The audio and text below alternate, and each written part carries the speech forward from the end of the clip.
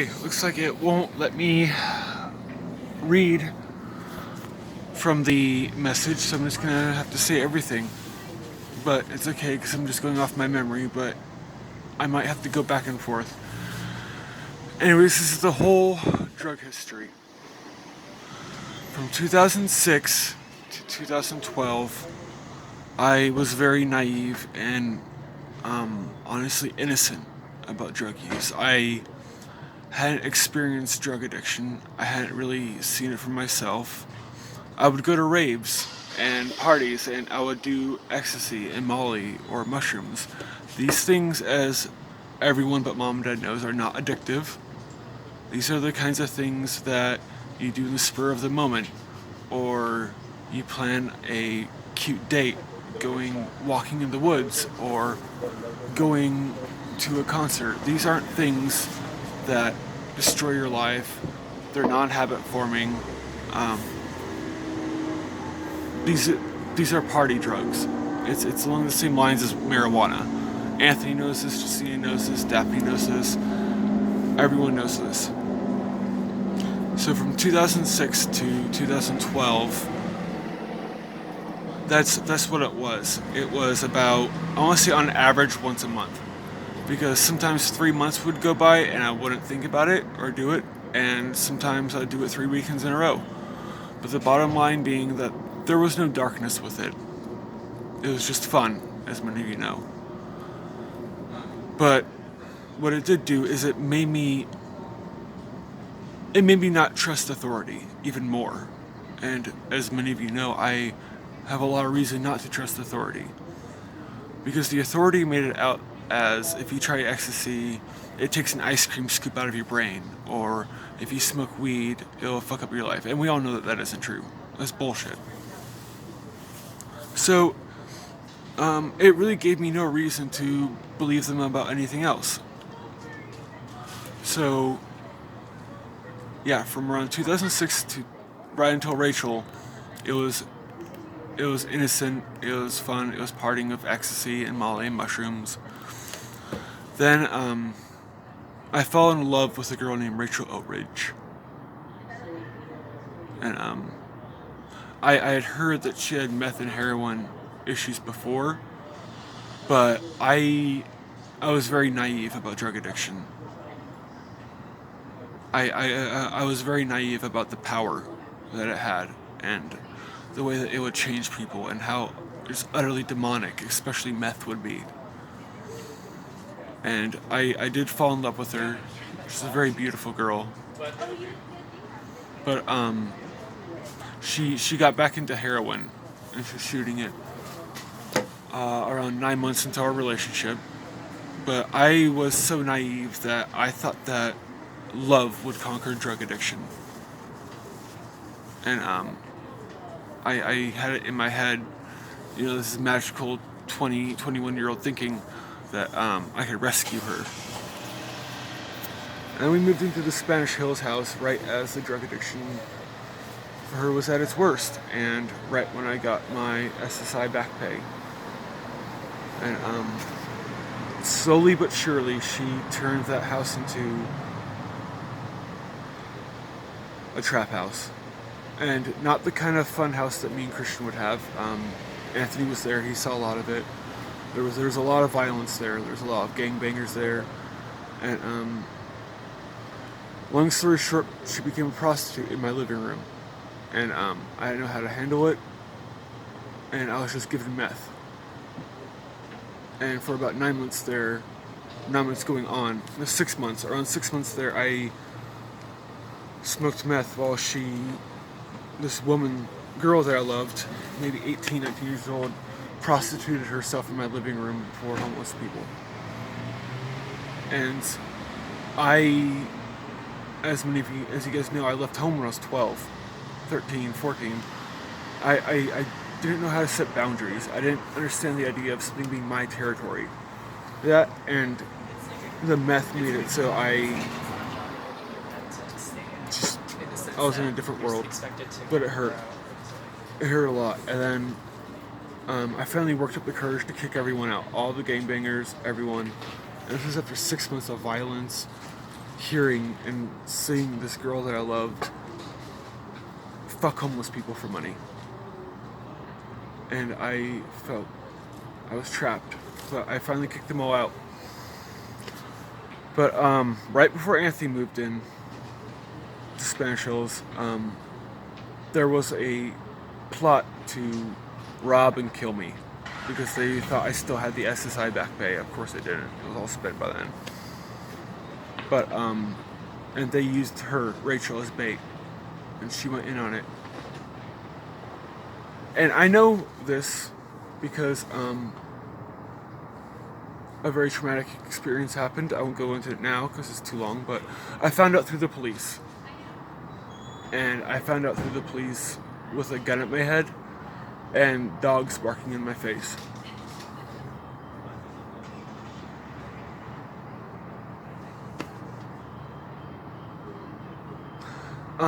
I had pretty severe PTSD after this. I hid from Anthony. I had episodes that would be triggered by sirens, walkie-talkies, or hitting my head. Would trigger these episodes where I would black out and snarl and revert to an animal state. I would snarl at people like an animal. I don't remember these instances. I have been told afterwards that that's what's happened, and I've had flashbacks of when it happened. So, after about 6 months, I decided to go to Olympia, not just to go to school, but because I didn't want one of those episodes happening around someone I loved or cared about. And so that was the first time I had an issue with hard drugs, but I left. It was a 9-month problem with meth, and I left for Olympia, and I didn't do it again for a very, very, very long time. It was easy. Didn't even think about it. So while I was in Olympia, I went to hang out with Alina and Renee for 4th of July, and I thought I'd be okay, but I slipped and fell walking down to be underneath the bridge, and I hit my head, the back of my head, and I had an episode in front of Alina and Renee where I snarled and lunged at Alina. I didn't hit her, I didn't touch her, but it scared her. And I only know that it happened because I woke up next to Renee in Renee's bed without Alina, and Renee told me. And yeah, this was summer of 2013. From then on, me and Alina's relationship was never the same, because Alina does not handle mental illness well at all. She doesn't handle emotional or mental instability well at all. And that was the beginning of losing Alina as a friend. But as many of you know, I went up to Seattle after I had gotten most of this under wraps. I felt like I had it under control. I went to Seattle and I started going to school, and I started doing really good. Anthony remembers the Redmond times. Was I a drug addict in Redmond, Anthony? You were there. You hardly saw me do hard drugs even at Spanish Hills, even, because I was already stopping meth. But and yeah, and I was going to school. I was back to doing the party drugs, like Molly and ecstasy and stuff like that. And this is evidenced by the fact that I was with Barbara during this time, and Barbara hated anything trashy, poor, anything that she considered beneath her, to the point that I broke up with her because of her ignorance and her hatred and judgment. But a drug addict was the pinnacle of all that in her mind. So, no. From 2012, from the middle of 2012 onward, I had no drug issues, no problems with drugs.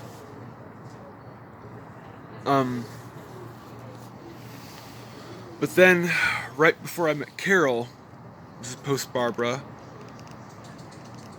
Rent skyrocketed in Seattle. Just skyrocketed, and I was in the middle of a school quarter, but my housing was jeopardized, and I had no car, nowhere stable to live, and you guys might remember I was busing back and forth from Gig Harbor to Seattle to go to school, and all the while I was managing not having these episodes in public because they were still there.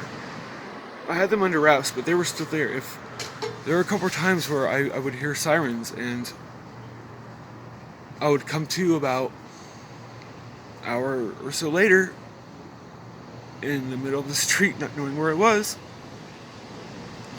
and I would have strange wounds on my body and not know where they were from, or sticks in my hair, not know where they were from. And I was scared. I was terrified. And I was all alone. I don't want anyone in the family knowing. The story behind it was so dark, I didn't want you guys to know. So, I started keeping an emergency amount of heroin on me because unless you've done it, you don't understand. Just imagine that no matter what, there's something that it's like an okay button. You press it and everything's okay, no matter what. No matter what it is, you press it and it's okay. Everything's okay. You could be on death row and you could do it and you feel like everything's okay. And I really felt at the time that it was safer for me to have an emergency amount of heroin. And I mean, I would have a $10 bag on me for weeks and not do it. Because it was just for if this happened. And you guys know my history with doctors. I don't trust doctors or psychologists. Like, it took me away from me once. I was gonna let them do it again.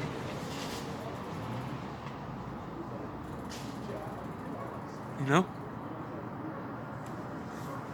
So yeah, I kept an emergency amount of heroin on me, and say what you want about it, but it got me through that quarter.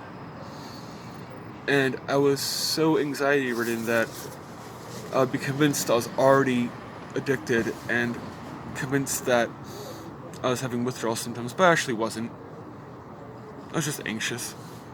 And I know I wasn't because you need a certain amount for a certain amount of time of smoking to get addicted, and I had far below that. There were times where I was laying on Anthony's couch thinking I was withdrawing when I wasn't. I would wake up and feel just fine. I was just having an anxiety attack. But it was during this time, 2015, that I got with Carol. And I had already had a crush on her when I was in 9th grade and she was a senior. I had always had a huge crush on Carol. And then we hooked up on Anthony's couch, and while we were hooking up, she asked me to be her boyfriend, and I said yes. But the mix of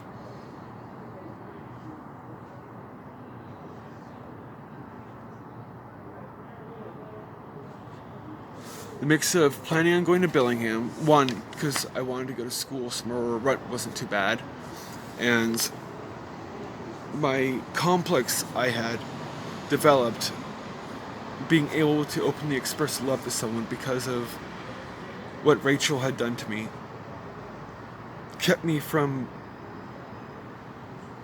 completely giving myself to her.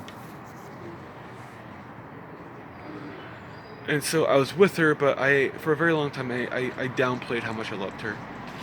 Because it terrified me to have other people see that, to have that vulnerability. But, and I moved to Bellingham, but I loved her so much that I came down once a week to see her, every weekend. It didn't matter if there was a party going on. It didn't matter what was going on in Bellingham. I just wanted to see her. And she, in 6 months, she healed me. Not completely, but I was able to show love. But then, I noticed over that summer, this is the summer of 2016, that she started getting into meth. She was acting even more and more erratic. She was losing more and more weight. She was a bag of bones. Sticks, really. And she started having these episodes. And people that are friends of Carol know how Carol was before she got with me. She would have these episodes, but like,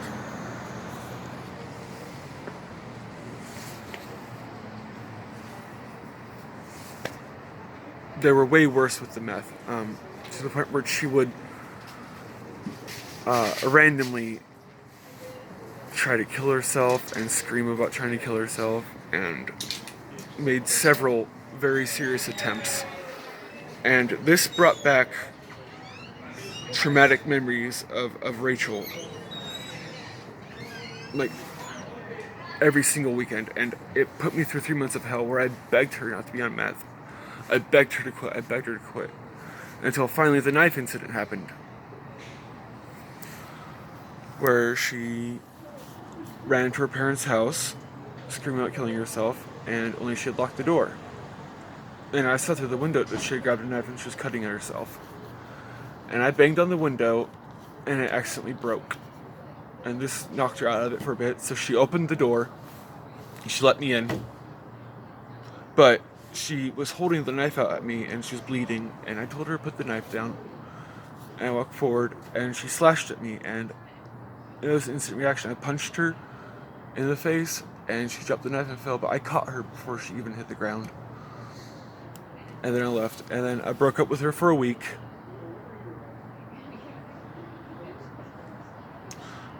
But I had a check in my spirit. It was like God was telling me, give her another chance. And so I did, and it was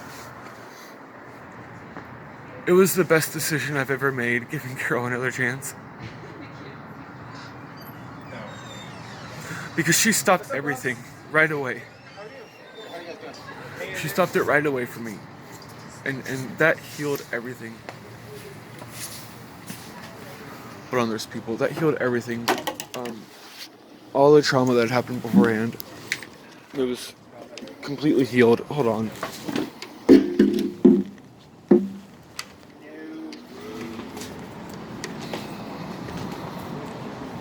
Hold on. Sorry, there's people.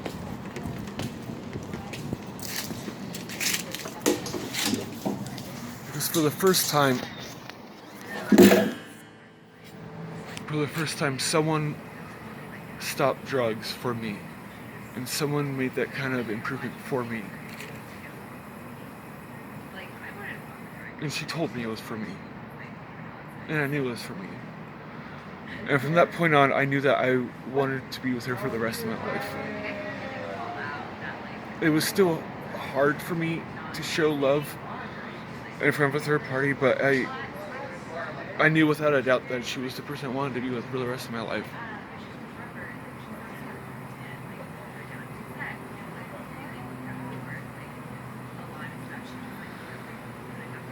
And then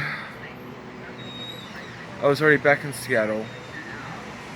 I went down there because I was concerned for her, and she was off meth, and we got back together, and I found a new place to live. After living with Alina, right around living with Alina, after living with Alina was when, and the Arab guy, was when heroin was an issue again. I kept it managed, and I kept Carol away from it because she wasn't living in the car with me yet. But then after I lost the house of the Arab guy, it all spiraled. All of a sudden, I was utterly homeless.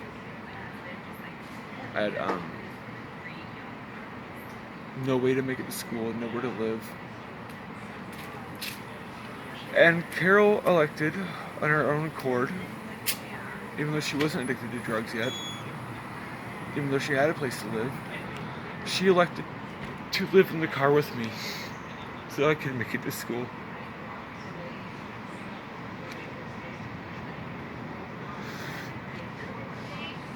It was the sweetest thing anyone's ever done for me.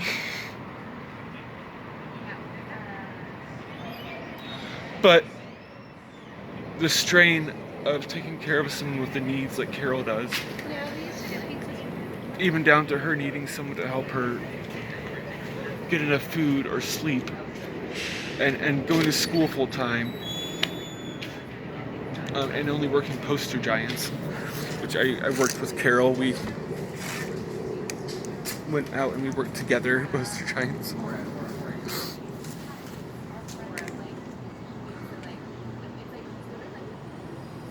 But the strain of it would all but broke me, because it was off and on that we were living in the car, and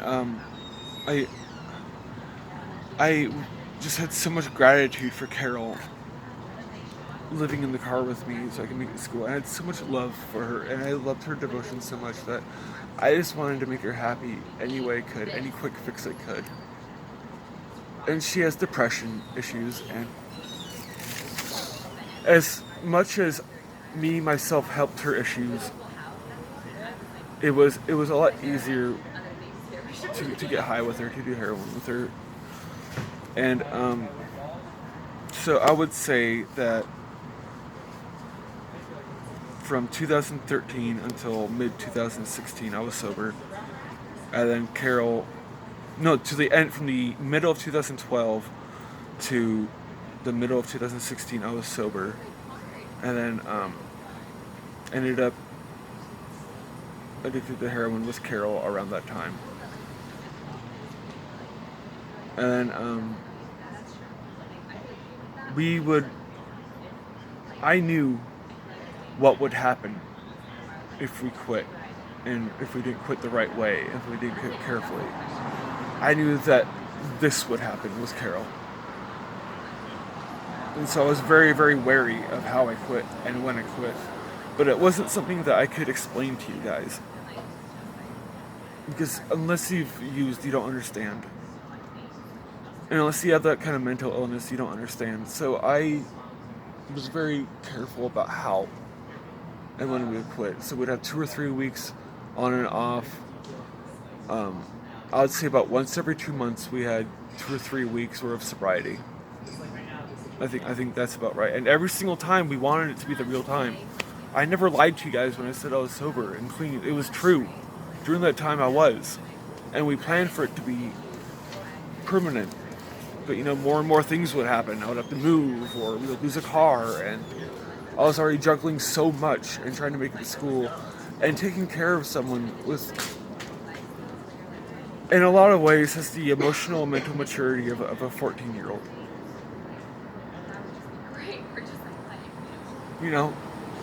And this was a lot for me.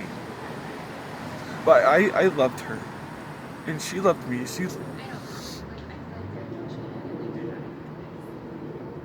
Every roommate that I had, every landlord that I had, all said the same thing. She loves you.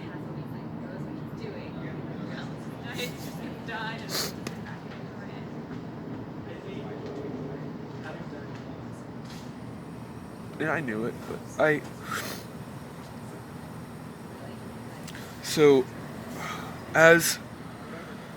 So we had about a year of poverty where we were just working poster giants, and then we had Caviar, and this was 2018. We were living in Capitol Hill, and we had the yellow car, and all of a sudden we were making $40K a year, and this was really good money for us, and it paid instantly. And after everything, I just wanted to spoil her. I wanted to just shower her with anything she wanted. So we got hotels, we paid for dates and heroin, and nights out, and I was on top of the world with her. And even when we got in the fight with the roommate, he went crazy, and we were living in the car, we were still so happy. Then we were so close.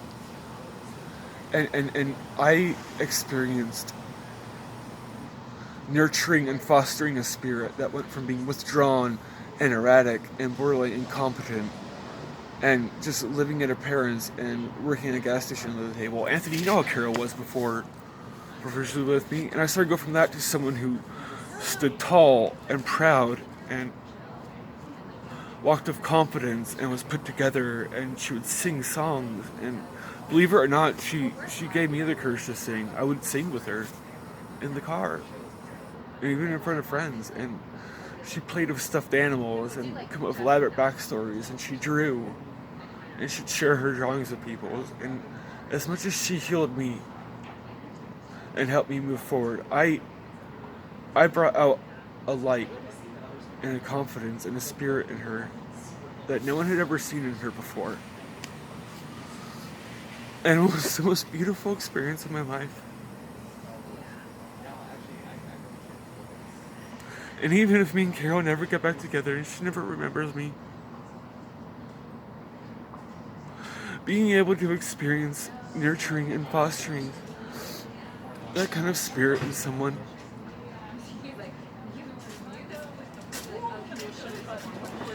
it was the most meaningful thing in my life to ever happen.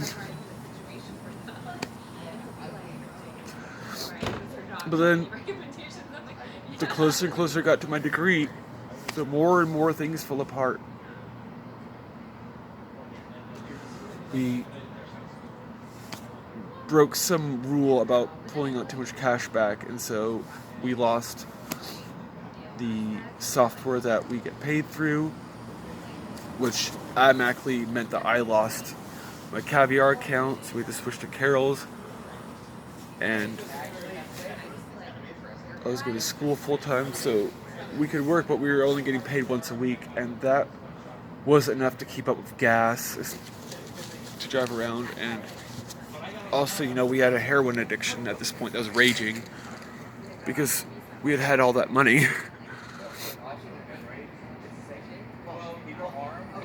Then we lost the software that we got paid through, and then I lost my account, and then we started getting pulled over because we didn't have the title taken care of. Because Carol, unless you physically make her do something, she will not do it.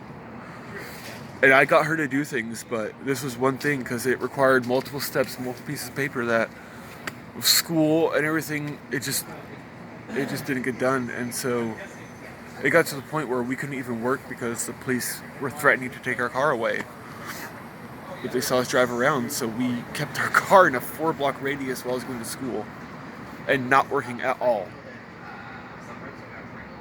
So the strain and stress of that started to wear on me, and it eventually broke me. And it led me to think crazy things, and things that were true and things I still believe in, but not to the extent that I was posting about on Facebook. I regret and shame for that period. But then I got my degree, and I was planning for us to quit. And I set up something where we'd go to Alina's, and then we'd go out to Seattle and pick up gradually smaller and smaller. It's called tapering, and it's what they even do in a rehab facility. They will give you it in a pill form and give you less and less and less. And it's because of the issues that's happening right now with Carol and what's going on in her head. It's called self-medication for a reason, and when all of a sudden that's cut off, you have all those mental issues just jump right back. And we lost the car. Carol parked in front of a hydrant, and she just had a girl moment where she was just done. And she walked off, and I went after her, and someone called the police because she was smoking weed, and the police towed our car, and they didn't let us move it because she was technically high.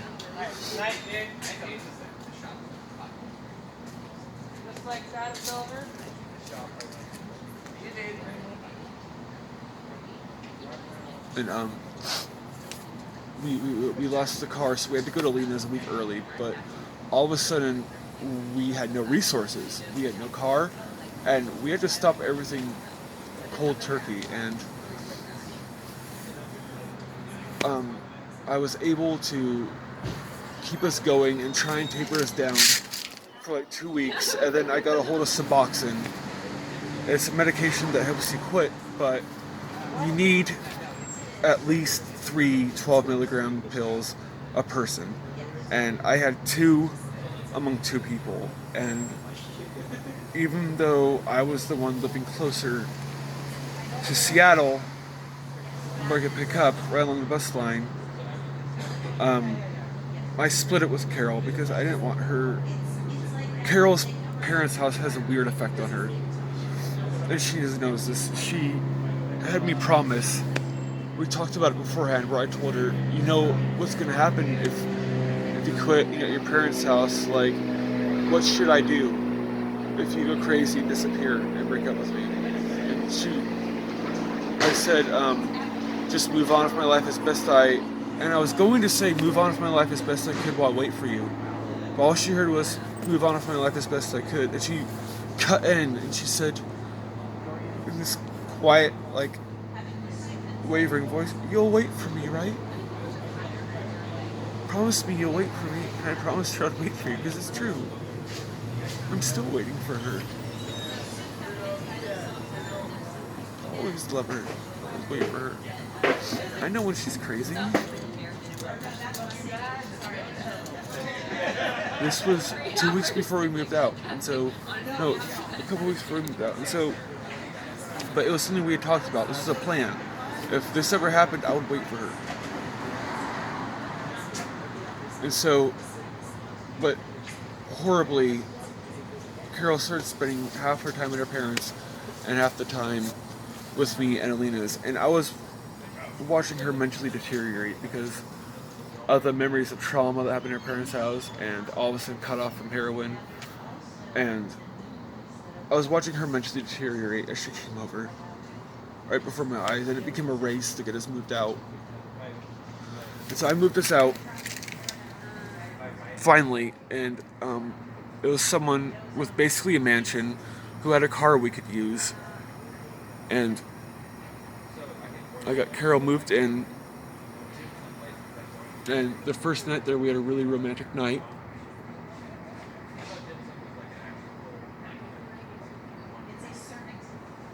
We had a really romantic night, and at the end, she was going to bring back Lena's mom's car and to get the rest of her things. And the last thing I said was, promise me you won't go crazy and disappear at your parents' house.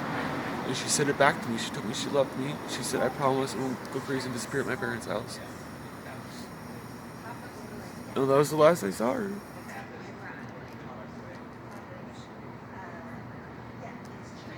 But I've had 2 conversations with her, and she's just been